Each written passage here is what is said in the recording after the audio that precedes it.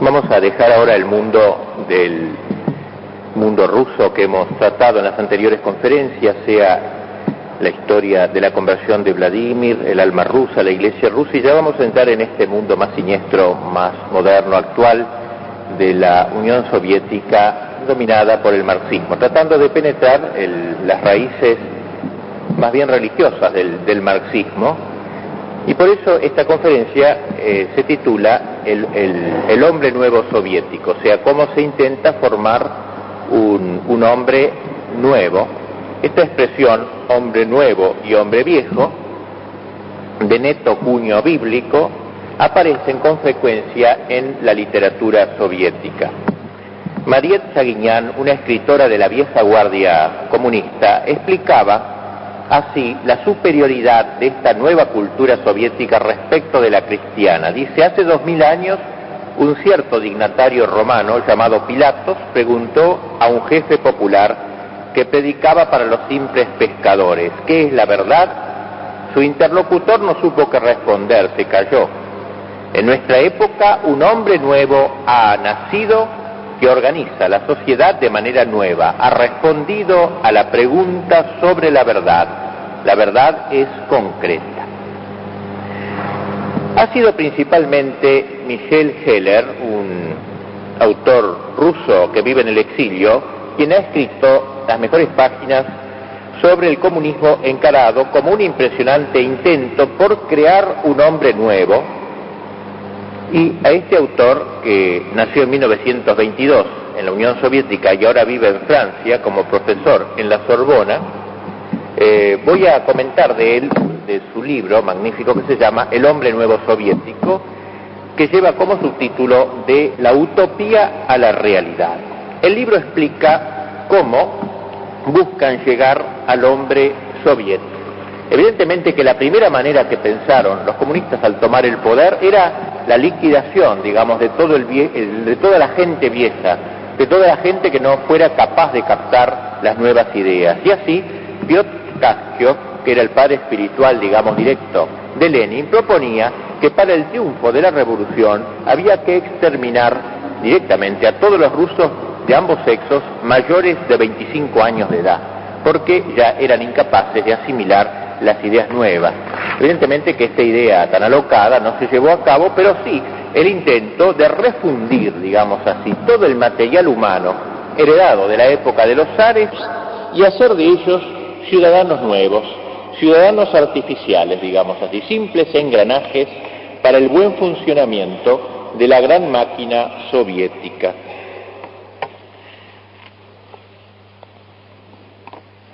La revolución de 1917 es una revolución con mayúscula. Lo que nosotros llamamos habitualmente revoluciones son más bien golpes de Estado. Esta es una revolución que aparece con un fin que es edificar un nuevo orden, un orden ideal, digamos así. Y para ese orden ideal es preciso formar hombres nuevos, perfectos habitantes de este nuevo sistema. Y por eso, 70 años después de la Revolución, 1987, leemos en un artículo soviético, la formación del hombre nuevo desempeña un papel esencial en la construcción de la sociedad comunista. Es decir, notamos una gran continuidad. Esta palabrita, hombre nuevo, es una palabra que pertenece a la literatura soviética desde 1917 hasta hoy. Los ideólogos soviéticos tienen perfecta razón. La Revolución de Octubre marcó el advenimiento de una nueva era, de un fenómeno hasta entonces desconocido. Por primera vez los hombres hicieron una revolución con el objetivo de apoderarse del poder, sí, pero también con el objetivo de hacer una nueva sociedad, punto aparte, digamos así, respecto al antiguo, fundar un sistema político, económico y social nunca experimentado hasta hoy por la humanidad.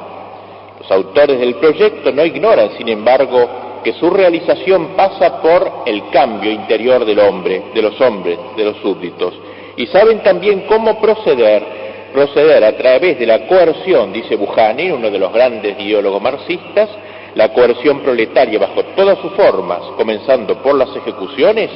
Tal es el método que permitirá formar el hombre nuevo comunista, con el material humano de la época capitalista. Es decir, no pueden aniquilar el material humano, pero entonces a través de todos los medios, aún de las ejecuciones o del terror, formar este hombre de la época capitalista y hacerlo hombre soviético. Un contemporáneo del golpe de Estado, el literato Maxim Gorky, no dejó de repetirlo en unos artículos que publicó en una revista que le fue cerrada en 1918. Dice él, en esta revista, Lenin dice, trabaja como un químico en su laboratorio. Es como un químico, con la diferencia de que el químico utiliza un material inerte, mientras que Lenin trabaja sobre un material viviente. Es decir, un trabajo de alquimia está realizando desde su gabinete para conseguir sacar de esta aparato soviético ese hombre nuevo. Los comisarios del pueblo, dice Gorky, se sirven de Rusia como de un terreno de experimentación. Remodelar una materia humana, remodelarla. En 1949 se lee en Pravda, el diario oficial soviético, Lenin dijo: lo que está en la base de la moral comunista es la lucha para consolidar y hacer llegar a sus objetivos al comunismo. Estas palabras fueron pronunciadas en 1920. Han transcurrido ya muchos años, dice Pravda, y hemos edificado una sociedad nueva y hemos formado hombres nuevos. En 1974 la obra Los soviéticos, publicada por Ediciones Políticas, precisaba: la Unión Soviética es para el trabajador el reino de la libertad. Se ha convertido en la patria de un tipo nuevo y superior de Homo sapiens, a saber, el Homo soviéticus. Es decir, entonces, así como todo el espíritu de la evolución del mono llegó al Homo sapiens, hoy se ha conseguido un nuevo tipo de hombres, el Homo soviéticus propiamente. Y por eso hace un balance esta revista Pravda, el diario Pravda, un balance de esta larga experiencia. Dice así: se precisaron millones de años para que la célula evolucionara hasta el Homo sapiens, al ser dotado de razón. Y se han precisado solo 70 años para liberarlo de todas sus impurezas. O sea, entonces, millones de años se formó del mono el Homo sapiens. 70 años se ha logrado que el Homo sapiens se convirtiera en el nuevo hombre, el Homo soviéticus. Brezhnev, en 1976, declara en su informe: el hombre soviético es el éxito más importante de estos 70 últimos años. En cambio, otros autores comunistas sostienen que todavía no se ha llegado a crear el Homo soviéticus. Hay que ir a eso, pero todavía no. Suslow, por ejemplo, el gran ideólogo del partido, decía en 1981 que el hombre soviético no está acabado todavía y no satisface plenamente las exigencias del partido. Y por eso, decían los comunistas, hay que proseguir este trabajo. Esta formación del hombre nuevo es un objetivo nunca terminado, pero es una condición indispensable si queremos realmente edificar el comunismo. Así pues, hay entre ellos una diferencia. Unos dicen que ya han logrado la victoria, el hombre nuevo; otros dicen, por el contrario, que todavía no se ha logrado. De lo que se trata es de que aquellos que resistan, digamos así, al hombre nuevo, comprendan ellos que deben perderse, químicamente hablando, en la gran masa que ya ha aceptado el hombre nuevo. Fíjense qué impresionante este texto de un ideólogo comunista llamado Yevgeny Zamyatin. Describe la sociedad del futuro con un rigor matemático. Dice así: supongamos que nos hallamos ante los platillos de una balanza. En uno se deposita 1 gramo, nada más que 1 gramo, poquito, y en el otro 1 tonelada. Yo estoy en uno y los otros, es decir, nosotros, el Estado único, el Estado soviético, en el otro. O sea, está el pobre que todavía no acepta esto, ¿no es cierto? Pero es 1 gramo, y ahí hay 1 tonelada. ¿No es evidente, prosigue, que resulta igual admitir que yo puedo tener algunos derechos sobre el Estado único que creer que el gramo puede contrabalancear la tonelada? De ello se extrae una distinción natural. A la tonelada corresponde el derecho, al grano el deber. La tonelada tiene el derecho, el hombre es el Partido Comunista, tiene el derecho. El gramo, el que se resiste, el que todavía no es hombre nuevo, tiene el deber. ¿Cuál deber? El deber precisamente de meterse en esa millonésima parte de una tonelada, olvidar que es un grano y sentirse, dice él, la millonésima parte de la tonelada. A esto tiene que tender, pues, el Partido Comunista, lograr entonces que todos estos pequeños gramos refractarios acepten el Homo Soviéticus, acepten el hombre nuevo. Esta es una ley fundamental, pues, para el hombre nuevo. Para conseguir el objetivo importa que los dirigentes quieran fundir los gramos en la tonelada, pero también que los gramos aspiren por sí mismos a fundirse, a integrarse en el colectivo. El éxito de la operación depende de la diligencia de los individuos en renunciar a su yo o de resistir a la refundición. Fíjese qué términos que se usan son términos de un proceso tomado de la metalurgia. Este lenguaje se usa a partir de los años 30 en Rusia. La metalurgia, el hombre es como un gramo, un grano, digamos así, pequeño, que debe fundirse en el todo. Y es notable, pero donde quiera se instaura un régimen de tipo soviético, se emprende inmediatamente esta creación del hombre nuevo. Está en la mente de los fundadores de los estados marxistas. Por ejemplo, aunque me salga del tema, pero no me salgo creo, apenas entró en Saigón el ejército norvietnamita, se planteó, y leo el texto, la formación de un ser nuevo, un hombre nuevo, con una mentalidad nueva, mismo lenguaje. En Mozambique, el nuevo presidente comunista declaró: sostenemos una lucha de clases para crear un hombre nuevo. Es decir, la misma palabra, pues de Moscú a Saigón, de Lourenço Márquez a Tirana, de Praga a Pompén, de Varsovia a Pekín, el taller está a plena marcha para fundir a este hombre nuevo. Para expresarlo en palabras empleadas 4 años después de la Revolución, el Estado se ha convertido en una escuela de adiestramiento social. Piensen ustedes que durante siglos el sueño del hombre nuevo fue indisociable de la idea de Dios. San Pablo habla del hombre nuevo. La gracia divina permite el renacimiento. Cristo dijo que había que nacer de nuevo, justamente. Pero en el siglo XIX y XX el sueño se transforma. Persiste el deseo del hombre nuevo, pero no encarna ya el designio de Dios, sino que es el producto de un proyecto científico, de una alquimia humana. Para renacer, para alcanzar la perfección, los hombres tendrán en adelante que someterse a leyes de la ciencia y de la historia. El Partido Comunista de la URSS, dice Suslov, el gran ideólogo marxista, hoy como ayer, considera la formación del hombre nuevo como un componente esencial del edificio comunista en construcción. En la Unión Soviética, los estudiantes de medicina comienzan sus estudios de latín, porque estudian latín, son más adelantados que nosotros, los estudiantes de medicina, comienzan sus estudios de latín con esta frase: Homo Soviéticus sum, soy un hombre soviético. Estas son las primeras palabras latinas que aprende el estudiante. Los futuros médicos aprenden, pues, que existe 2 tipos humanos: el Homo sapiens, último producto de la evolución darwiniana, y el Homo Soviéticus.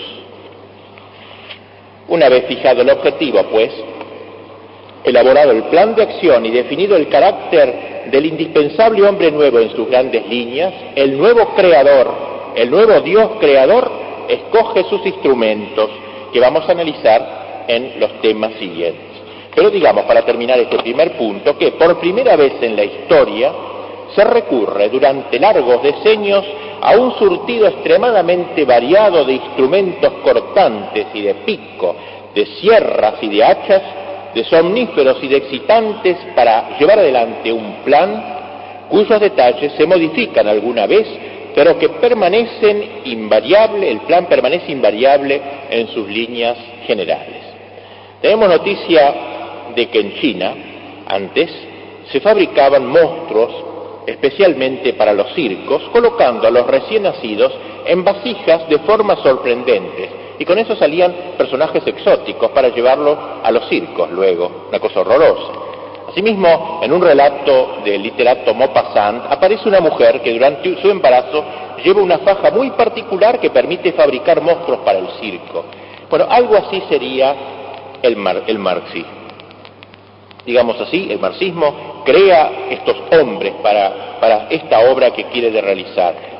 Pone una sociedad en una situación tal, digamos así, que vaya extinguiendo el Homo sapiens y vaya saliendo una nueva generación. En los años 50, un escritor polaco, especialista en ciencia ficción, citó una de sus narraciones en un planeta lejano, una manera disimulada para esconderse de la censura, cuyos habitantes, socias de los hombres, se ven obligados por el régimen en vigor en ese planeta, no hay ninguna alusión a nada real, a vivir en el agua, e incluso bajo el agua. Su único medio de contacto es el glutamiento. Glu glu, dicen lo único que saben decir, abajo del agua. Pero la propaganda oficial los va convenciendo, no refuerzo, para convencerlo que esa es la manera del hombre de vivir, que la humedad es lo mejor para el hombre. El hecho de resoplar de vez en cuando está considerado casi como un crimen político. La población entera sufre reumatismo en el agua y sueña con vivir en seco siquiera por un instante, pero la propaganda afirma que el que pretenda eso es un loco, afirma que la forma de vida acuática y que la respiración bajo el agua es ideal y es el objetivo que todos tienen que alcanzar, es el paraíso en la tierra o en el agua, digamos, en este caso. La revolución, pues, quiere transformar a los hombres. Esto sería el primer tema que hemos llamado hacia un hombre nuevo, o sea, la tendencia del marxismo a crear un hombre nuevo.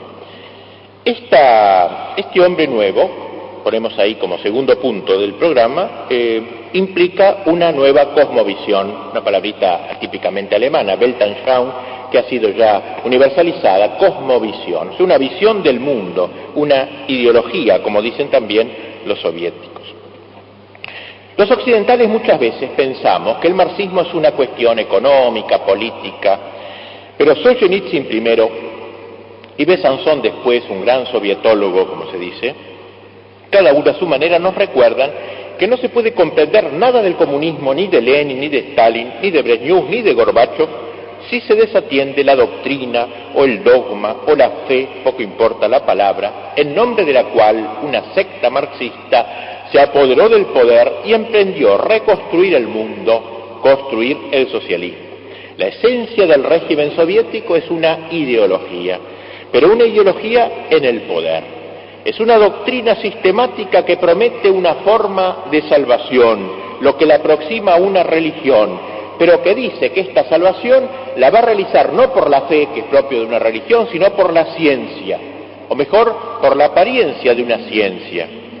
Lenin cree que sabe, no sabe que cree, no sabe que el marxismo es una fe, una religión, porque la ideología propone un esquema de evolución del mundo que ha creído descubrir en la naturaleza y en la historia. Se trata, pues, de transformar a una sociedad o de acelerar su transformación según un mecanismo aparentemente científico, un mecanismo que existe en la mente de Lenin, en la mente de Gorbachev, en la mente de Stalin, y que debe ser aplicado, digamos, sobre una pieza, sobre una sociedad determinada. El mundo comunista es esencialmente la adhesión a una ideología y el uso de un lenguaje. Y en este sentido se parece mucho el comunismo a la gnosis, a la herejía gnóstica o los errores gnósticos. Gnosis e ideología tienen en común una especie de visión cuasi religiosa de la existencia, pero que no se quiere basar en la fe, no se quiere basar en el mito o en el dogma, sino que busca sus principios de certeza en lo que llaman la ciencia. El materialismo científico se llama el comunismo, y es lo que le da esta apariencia de positividad, la ilusión de descansar sobre verdades probadas y demostrables. La ideología, pues, es una forma de cosmovisión. Se lee en una publicación de Moscú de 1980. El trabajo ideológico tiene por vocación facilitar la transformación de los conocimientos en una cosmovisión acabada y científica, en una necesidad fundamental de cada individuo de pensar y de actuar como comunista. Por tanto, esta acción ideológica infunde ideas y educa el comportamiento, necesidad de pensar y de actuar como comunista, pensar y actuar. Y por eso Rusia se llenó de universidades y de escuelas, digamos así, de marxismo-leninismo. Cerca de 3.000 escuelas municipales o regionales reservadas a los militantes del partido. Pero lo importante no es el número, sino lo que está detrás de todo esto. Una ley de 1984 dice: el fundamento intangible de la educación comunista de los alumnos consiste en desarrollar en ellos una concepción marxista-leninista del mundo, cosmovisión, pues, marxista-leninista. La Reforma define entonces cómo se debe hacer para ir preparando, dice, el muy próximo siglo XXI, que debe ser todo él marxista, todo él con esta cosmovisión comunista. Recordemos lo que dijimos antes sobre el lenguaje metalúrgico de esta forja del hombre nuevo. Por su peso y omnipresencia, la presión ideológica modela ya al hombre nuevo, le imprime, tal como el martillo del herrero, una cosmovisión, un comportamiento deseado, una manera matemática de pensar y de actuar según cánones estrictos en vigor. El hombre soviético, como dice un autor, es como el hombre hechizado, el hombre que ha sido hechizado, la voluntad de los individuos que tratan de efectuar por sí mismos su propia doma, palabra que usan los comunistas, hay que domar a los hombres. Esto no puede obtenerse sin la ayuda del corsé ideológico, sin la ayuda de la cosmovisión rígida del marxismo. Cuanto más duro sea el corsé, más radical resultará la imposibilidad de otro punto de vista, de otra cosmovisión, de otra forma de pensar, y más fácil resultará la acción. El ideal, por supuesto, es conseguir el dominio total del individuo. Y así entonces, esta totalitarización permite planificar la absoluta sumisión de los individuos a las necesidades del poder, controlando todas las formas de la actividad humana, y permite sobre todo tapiar las salidas, tergiversando las ideas, los deseos, las palabras nobles que tienen los hombres en su interior, como patriotismo, nacionalismo, religión, tapiar todo eso y darle un desemboque para otro lado, así desviar esas tendencias naturales del hombre para que el hombre se instale en este nuevo totalitarismo. Suprimir, por tanto, no solo todo otro sistema de valores, sino, como dice un texto soviético, hay que suprimir toda nostalgia del sistema desaparecido. O sea, ni siquiera añorarlo. Ya no existe más. Hay esto y no hay más que esto. Todo el que se resiste a la ideología es considerado enfermo. Es un enfermo. Es como aquello que decía el polaco, vive abajo del agua y quiere respirar afuera. Es un enfermo. Lo han convencido que hay que vivir abajo del agua. La psiquiatría soviética tiene calificada oficialmente la disidencia, como la llaman, de enfermedad mental. Parte del principio de que la sociedad es sana y considera como enfermo a la gente lo bastante loca como para no encontrarla ideal, como para no encontrarla normal. El anormal es él. Este juicio resulta perfectamente lógico por parte de especialistas en el lavado del cerebro. Los disidentes no son otra cosa que el desecho de la sociedad, defectuosos que han rehusado rendir sus armas, prefiriendo preservar su individualidad, no han llegado a amar la esclavitud. El autor de la primera historia marxista de la dictadura soviética formula de modo elocuente estos criterios de salud y de enfermedad que rigen el nuevo mundo en construcción. Es indispensable, exige el crítico, aprender a amar nuestras cadenas, hasta que nos parezcan los tiernos brazos de una madre.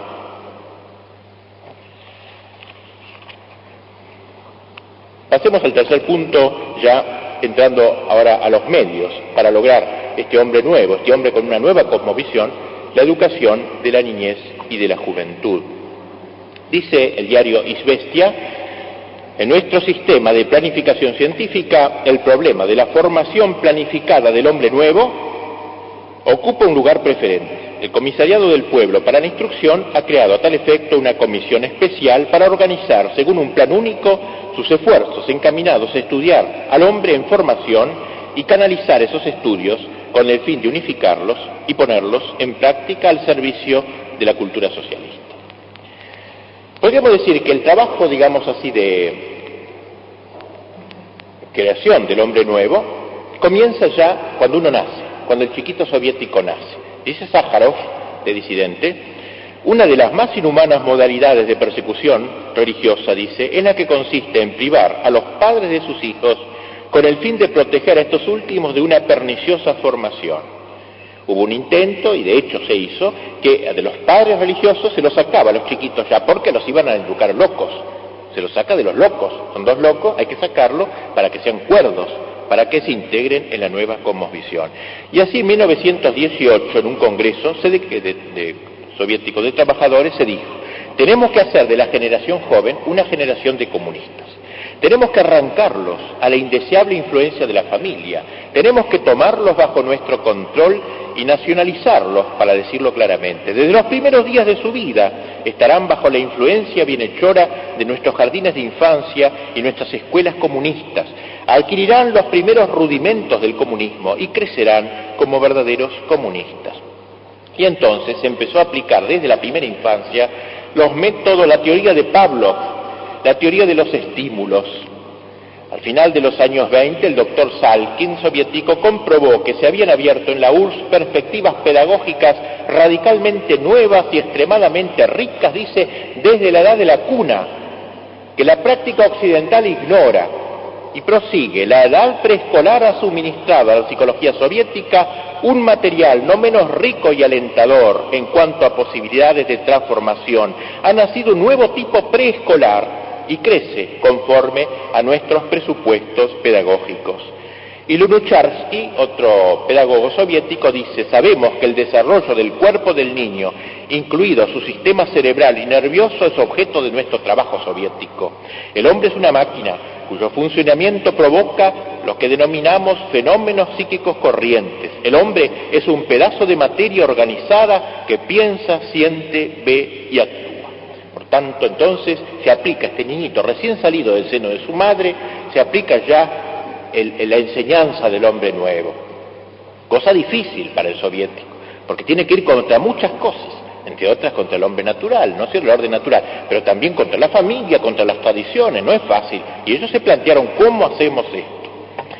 En 1969, un programa de educación preescolar en las guarderías propone conceder una atención especial a la formación desde la edad más temprana de sentimientos morales tan importantes como el amor a la patria, al pueblo soviético y a Vladimir Lenin, fundador del Estado soviético, así como el establecimiento de relaciones impregnadas de respeto hacia los trabajadores de las diversas nacionalidades. Y así se prosiguieron investigaciones psicofisiológicas y pedagógicas intensivas sobre los niños, que demostraron a los autores soviéticos la gran capacidad cognitiva que tienen los chiquitos en los 2 primeros años de la vida, así como el papel de los reflejos orientados. Reflejos orientados. O sea, hay que orientar los reflejos desde los 2 primeros años de la vida para ir creando desde entonces al Homo soviéticos. La gran tendencia no es ya la de la transformación del medio, considerado como impulsor de la del hombre, sino el aprendizaje, o como escribe un pedagogo soviético con humor, lo que nuestros enemigos denominan la doma de los niños. Aceptemos su palabra: domemos a nuestros niños. Los enemigos acusaban justamente a los pedagogos soviéticos de domar a los niños, de emplear con ellos métodos de presión hipnótica y terrorista. Y era una definición exacta de la técnica adoptada por la pedagogía soviética. Un estribillo enseñado a los chiquitos desde la guardería soviética, cuando apenas saben hablar, es una excelente ilustración de las posibilidades ilimitadas que se ofrece a la pedagogía. Durante 20 años, las pequeñas niñitas soviéticas cantaron este canto poco inspirado, pero al menos así cantaban: soy una niña, canto y bailo, no conozco a Stalin, pero le amo. En los años siguientes, como cayó Stalin, y hay que ir adaptando también la formación de los Homo soviéticos a las novedades, se cantaba: soy una niña, canto y bailo, no conozco a Lenin, pero le amo. Lenin era salvado, Stalin era el malo. Ahora, lo importante era expresar su amor por la divinidad desconocida. El nombre de esa divinidad importaba poco. Por tanto, la señal Lenin de estos ratoncitos, digamos así, de estos reflejos orientados, se enciende en el cerebro del niñito soviético inmediatamente después de su nacimiento. Apenas abre sus ojitos, ve el retrato del guía, y el nombre del guía está entre los primeros sonidos que oye. El vocablo Lenin es el primero que aprende después de mamá. Es también la primera palabra que le enseñan a leer. El niño que comienza pues su vida de futuro ciudadano de la Unión Soviética en una guardería del Estado se educa en esta forma. Y piensen ustedes que las madres soviéticas no están con sus hijos muchas veces, obligadas a trabajar tiempo completo para proporcionar una vida digna a su familia, pasan y esto es un cálculo que lo acabo de leer hace 10 días, actual, pasan menos de 30 minutos semanales con sus hijos, lo cual está provocando el aumento de la delincuencia juvenil, dijo un sociólogo soviético que le preocupa desde ese punto de vista.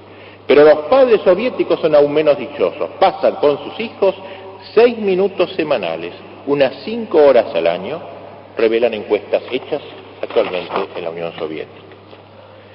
Así que, como digo, el niño que comienza en una guardería del Estado su vida, tiene que aprender sobre todo, tiene un lavadito de cerebro que le hacen y de la cual debe derivar la convicción, primero, de que Dios no existe, eso se lo mete constantemente, y segundo, que una persona buena es por fuerza atea y comunista. Este tipo de educación continuará hasta el fin de los estudios, hasta la universidad, haciéndose cada vez más compleja y sofisticada y con apariencia científica, con cursos obligatorios de ateísmo científico ahora a nivel de estudios superiores. Pero desde la primera lenguaje monosilábico del chiquito, digamos, hasta la universidad hay una continuidad en la formación del hombre soviético. Ahora, cuando los ciudadanos son ya grandes y el comunismo lo agarra ya grande y no lo puede otra vez meterlo en una incubadora, ¿qué hace? Entonces procede a un proceso de infantilización. Y en esto es terrible, ¿no es cierto? O sea, todos los chicos, todos los hombres van a ir a las clases. En los primeros años de la revolución se hizo así. Todos fueron a aprender el hombre soviético. Dostoyevsky lo dijo ya, este gran profeta del siglo pasado. Puso esta frase en boca de los totalitarios que él imaginaba. Les probaremos que son débiles, que no son más que unos detestables niños, pero que la felicidad pueril es la más deliciosa. Y así entonces, desde 1918, Lenin reveló las grandes líneas del programa, estableciendo una distinción muy precisa. Están ellos y nosotros somos el partido, tenemos que dirigirlos a ellos la masa, somos los padres, ellos son niños, y por tanto debemos convencerlos de que tienen que empezar de nuevo. Hay que refundir este material humano, y esa refundición pasa por la infantilización del individuo. El hombre adulto se debe convertir en un niño, debe ir a las aulas escolares, debe ir al Estado, que es el sustituto de los padres que lo educaron mal, de los familiares que lo educaron mal. Si pasamos ahora a la escuela soviética ya, no a la guardería infantil, lo primerito que hemos visto, a la escuela soviética, vemos cómo, según yo me baso en lo que dicen ellos, ¿no es cierto? No son lo que dicen los diarios, lo que dicen sus psicólogos, pedagogos. El objetivo no es tanto aprender a leer y escribir, cuanto aprender a pensar correctamente por medio del escrito. El iletrado, dice Lenin, resta fuera de la política, y por eso es que debe aprender el alfabeto. Sin esto la política es imposible. O sea, para él la formación, la educación, que llamamos nosotros, es para que entre en la política, pero en la política de este hombre nuevo y no otra, simplemente. En 1952, el profesor Mainsky, uno de los pedagogos más activos del período staliniano, volvió a adoptar casi sin cambiar una sola palabra la fórmula de 1918. La escuela soviética, dice, comprendida la elemental, educa a los niños en el espíritu de la moral comunista. Pasa un cuarto de siglo y se repite. La tarea central del trabajo educativo es formar la juventud en la moral comunista. Entonces, el colegio debe estar ordenado a esto. Andropov, el último presidente antes de Gorbachev, dijo: el partido trata de obtener que nuestro hombre no se eduque como el simple depositario de una cantidad de conocimientos, sino ante todo como un ciudadano de la sociedad socialista, un constructor activo del comunismo. Este fue el plan. En el colegio había que hacer esto, formar el hombre soviético. ¿Cómo lo hicieron? Primero, históricamente fue así. Primero, destruyeron el antiguo sistema de instrucción. Se burlaron de los viejos épocas zaristas, de la instrucción vertical, se liquidaba todos los atributos de la antigua escuela, se sacaron los uniformes, los chicos, se sacaron los exámenes, cualquier parecido con la realidad, que es pura coincidencia, a eso no me refiero. Se sacaron los deberes en la casa, se sacaron las notas y las sanciones, se sacó el estudio del latín, y se dijo que en adelante la gestión de un colegio estaba en manos del colectivo escolar, del soviete escolar, que comprendía a todos los alumnos, a los profesores y hasta el portero también. Quedó suprimido el título de profesor porque no hay que profesar nada, y a partir de ese momento no hubo más que Travko, que es decir, trabajadores escolares, Trabsko. Los rusos les encanta juntarse a siglas, trabajadores escolares, Trabsko. La dirección del establecimiento era asumida por un consejo de la escuela, compuesto de todos los trascos, delegados de los alumnos a partir de los 12 años y representantes de los trabajadores y de la sección política que controlaban prácticamente todo eso. La escuela, afirmaban los teóricos marxistas, ha nacido con el Estado capitalista y va a desaparecer. No hay más escuela en el Estado soviético. La escuela va a ser una fiesta, lugar de juego, un club va a ser. Lo va a reemplazar el partido va a formar a los chicos en adelante, los soviets de diputados, los sindicatos, las fábricas, las reuniones políticas, eso van a ser la escuela futura. Ahora, esto fue entonces al comienzo, en la euforia del primer comunismo, pero a fines del año 20 comenzaron a darse cuenta de que se habían equivocado y en los años 30 recuperó otra vez todos los atributos de la escolástica feudal. Se nombró un comisario del pueblo, alto que profesor, comisario de la clase para la instrucción allí, y se nombra encargado de la educación nueva, esta hora férrea ahora, ya después de haber destruido todo lo anterior, nada menos que a uno que había sido responsable de la dirección política del Ejército Rojo, así que no era broma la cosa, un general, digamos, a cargo de ellos. Lo cual significó un giro de 180 grados. Se acabó la autogestión. El director era el amo y señor del centro de enseñanza, igual del chico que levantara la mano, y se instauró una disciplina firmísima. Se instalaron planes escolares, manuales fijos, todas las escuelas de la Unión Soviética estudiaron a partir de entonces las mismas cosas, en el mismo momento, con idénticos manuales. No existía más que un libro de texto por materia aprobado por el órgano supremo del partido. Esta nueva orientación no significa que los ideales cambien, los objetivos hayan cambiado. Lunacharsky, el anterior ministro, el manga ancha, digamos, y Nugnov, eran ambos viejos bolcheviques que sabían lo que querían. El debate sobre la escuela no afectaba al principio sino a los métodos y la técnica de remodelado del material humano. Antes se necesitó destruir, ahora había que construir. El problema fundamental era hacer coincidir la educación del hombre nuevo y su instrucción. En los años que siguieron al golpe de Estado se imponía la escuela revolucionaria, porque permitía romper con el pasado. Ahora, en cambio, la escuela soviética en adelante debe ser considerada como, digamos, una técnica que llegue a impregnar de ideinos, como dicen ellos, o sea, de ideología, todas las materias escolares. Fíjense ustedes lo que escribe un autor soviético. Yo este texto lo he citado muchas veces hablando a profesores católicos, al revés, para que ellos nos enseñan cómo deberíamos hacer alguna de las cosas. Dice así: la fuerza del marxismo es la siguiente. Un profesor marxista, un docente marxista de cualquier disciplina particular, abre perspectivas sobre una concepción global del mundo. La fuerza de nuestros profesores marxistas está en hacernos sentir que esta disciplina particular toma todo su sentido de la concepción global del mundo que Marx ha aportado. Es decir, la cosmovisión. Cada materia debe integrar un conocimiento homogéneo. Las matemáticas, la historia debe expresar en su campo lo que Marx ha aportado.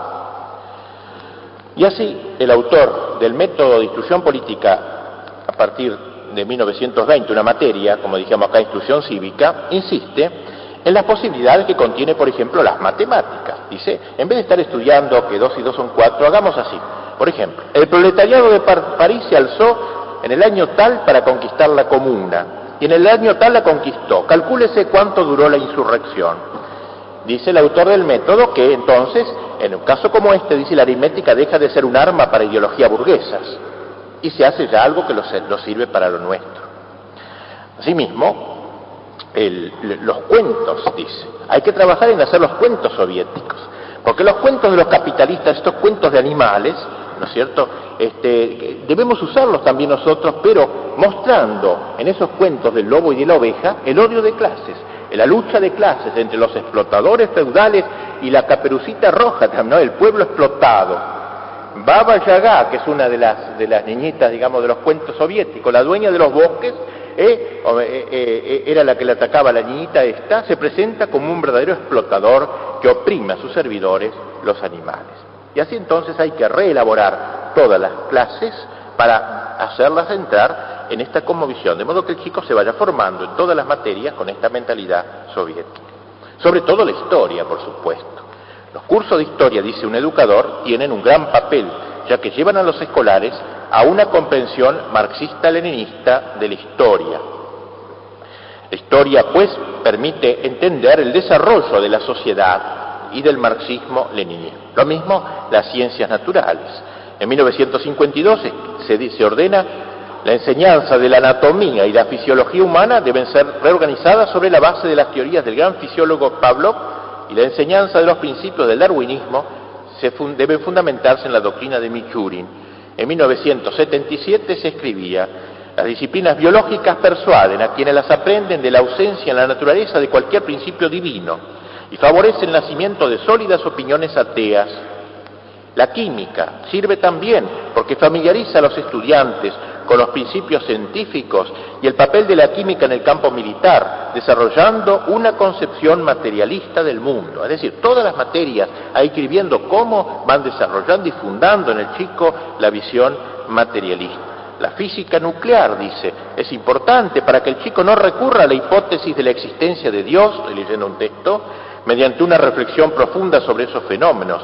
La física y las matemáticas no dependen solo de la técnica, sino también de la economía, de la productividad, y sirven para la edificación del comunismo.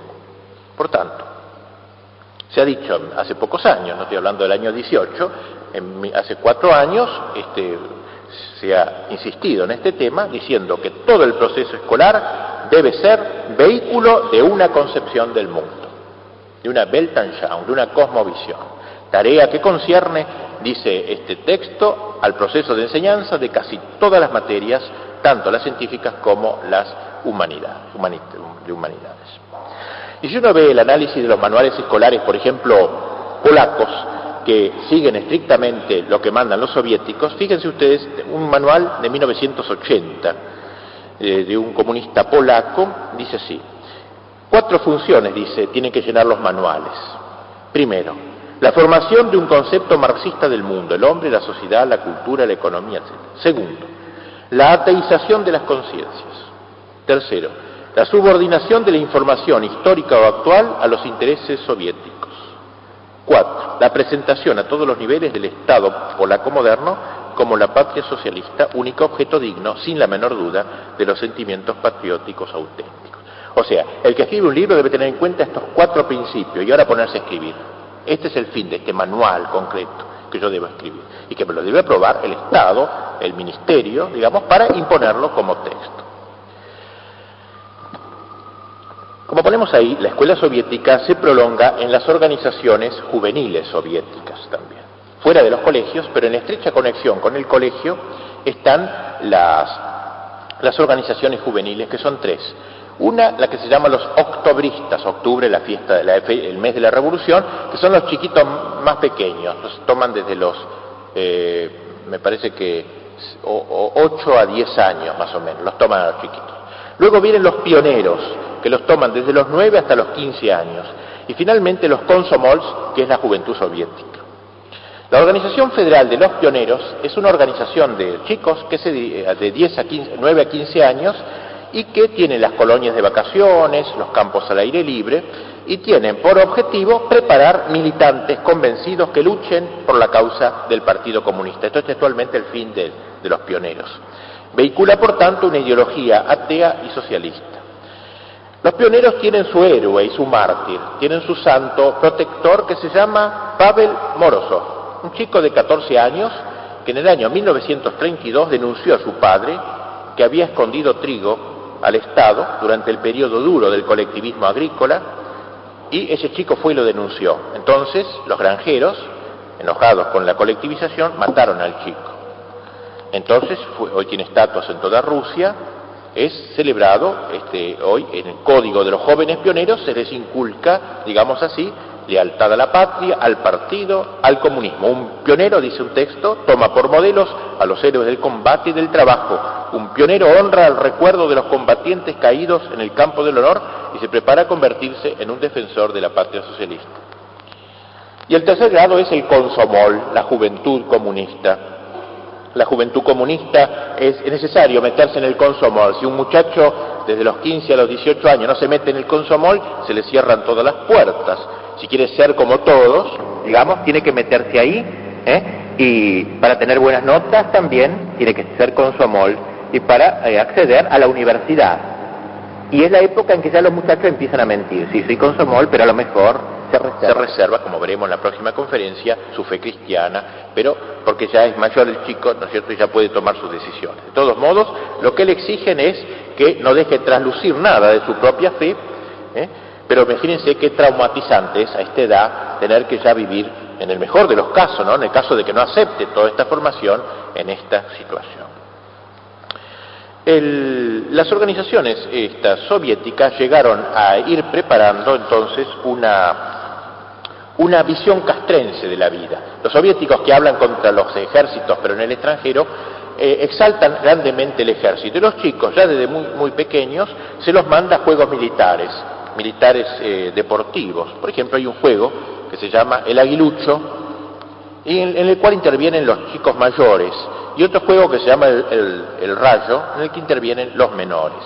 El aguilucho movilizó en el año 1984 a 13 millones de chicos, de muchachos, que participaron de pruebas que iban del tiro al lanzamiento de granadas, pasando por el franqueo de obstáculos, la travesía de una zona contaminada por una explosión atómica, con ropas protectores especiales y las marchas militares. Así entonces, en la época del colegio se los militariza también a los chicos, se los lleva a ejercicios militares. Uno ve en Rusia, por donde vaya, estudiantes en uniforme oscuro de marinos que, por ejemplo, juegan a capturar a sus adversarios, y es un juego, pero que los llevan contra un muro y luego los fusilan, y las víctimas se dejan caer muriendo con mucho realismo. Le van enseñando a los chicos que hay que matar al enemigo en última instancia. La preparación militar, pues, desde la más joven edad, tiene por objetivo preparar a los futuros soldados que servirán en el ejército, pero también, y eso no es menos importante, desarrollar en los alumnos desde los 6 años de edad las virtudes del soldado y saber cuál es el enemigo designado por el enseñante, aprender bien quién es el enemigo. Y por eso en Rusia son frecuentísimas todas las películas de guerra. Constantemente en la televisión, por ejemplo, no hay más que películas de la Segunda Guerra Mundial, luchas de aviones alemanes y rusos, por supuesto siempre ganan los rusos. Desde su más tierna edad, los jóvenes son adoctrinados a pagar su tributo a los sacrificios hechos durante la guerra, que llaman ahora patriótica. Chicos de 11 y 12 años haciendo guardia de honor ante los monumentos de guerra, chicos con el pañuelito rojo de los pioneros, camisa blanca, pantalón y pollera azules de las chicas, montando guardia como soldados en las 4 esquinas de los monumentos a los héroes soviéticos. Pues bien, a fuerza pues de propaganda por radio, cine y televisión, los rusos, yo pienso que han de sentirse con una mentalidad imperial, porque han de ver eso en la televisión constantemente, digamos, las victorias soviéticas, los triunfos soviéticos en las distintas partes. Podríamos decir que en el Imperio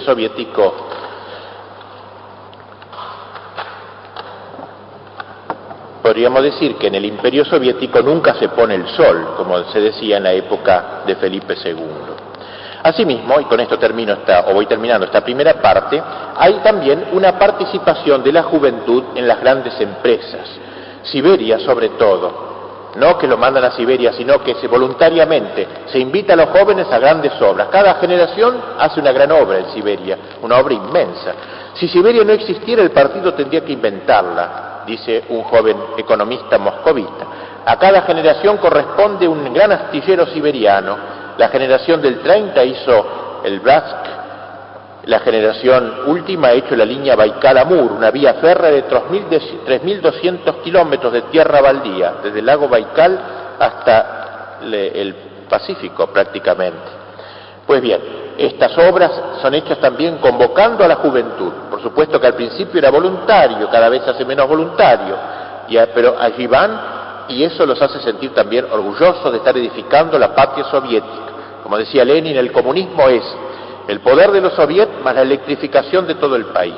Y sus apóstoles han tomado a tal punto al pie de la letra esta frase que no han dejado de levantar con celo lo que un poeta soviético llama los templos del kilowatt, el templo que ha particularmente inspirado a este poeta, es la alta represa de Bratsk, que sintetiza la Nueva Jerusalén, la vitrina de la Siberia soviética, un enorme complejo hidroeléctrico alimentando un conjunto de industrias nuevas, una ciudad nueva en medio de un bosque.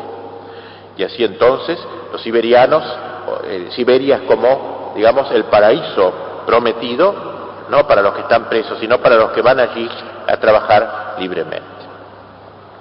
También, con esto termino lo de los jóvenes, se crean arquetipos soviéticos. O sea, el Comité Central ha resuelto en 1982 la necesidad de presentar héroes positivos, héroes, ante la visión de los jóvenes soviéticos. Está este chico que hemos dicho recién, que hemos contado, que desenmascaró a su padre. Pero también hay muchos otros casos, generalmente que traicionan a su marido, que traicionan, por ejemplo, a su marido que ha sido un oficial blanco, un oficial zarista, y lo envía a la muerte, se le hacen monumentos, se exaltan a esas mujeres que se hacen obras de literatura sobre eso, se hacen películas. Pero el mito supremo es Lenin, el mito supremo. Lenin está en todas partes, tantos monumentos de Lenin hay que muchos chicos toman el nombre de Lenin como sinónimo de la palabra monumento. Es lo mismo Lenin que monumento prácticamente. Bien, todo esto lleva, con esto termino el último punto de esta primera conferencia, a rehacer la historia. O sea, para formar a este hombre nuevo soviético hay que rehacer la historia. O sea, hay que escribir la historia mostrando cómo el hombre soviético es el fruto de un largo proceso que viene de la época de Vladimir, no de Vladimir, digamos, de 500 años antes de Cristo. Stalin es, Lenin es la cosecha, el fin de toda esta gran historia. O sea, ellos tratan de releer la historia a la luz de lo soviético. Todo ha ido preparando el mundo soviético y por tanto hay que escribir la historia de nuevo.